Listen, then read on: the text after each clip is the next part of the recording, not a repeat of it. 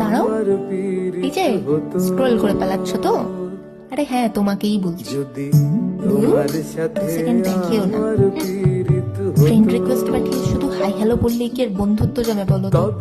তুই একটা লাইক কমেন্টও তো করতে পারো। যাই হোক, যাও বাবা যাও। দুগ্গা দুগ্গা।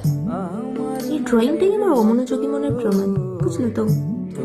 একটা ড্রয়িং করেছি তো, ওটা একদিনেই শেষ করতে হবে, নাহলে কেমন উসকুসানি হয়ে যায়।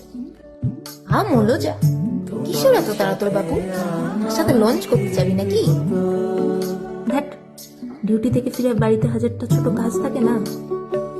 যারা একা থাকো তারা নিশ্চয়ই বুঝছো মাল্টিটাস্কিং না জানলে একা থাকাটা ঠিক কতটা চাপের। সব গুছিয়ে বুঝতে বুঝতে তাও প্রায় রাত হয়ে গেল। একদিকে লাইট জ্বালিয়েও তো রাখা পসিবল না বেশিক্ষণ, আর অন্যদিকে নিজের চোখ আর ঘুম দুটোই বিদ্রোহ ঘোষণা করেছে। ঘড়িতে তখন প্রায় 1:20, কিন্তু ওই যে শেষ না করলে উস্কুসানি থেকে যায়।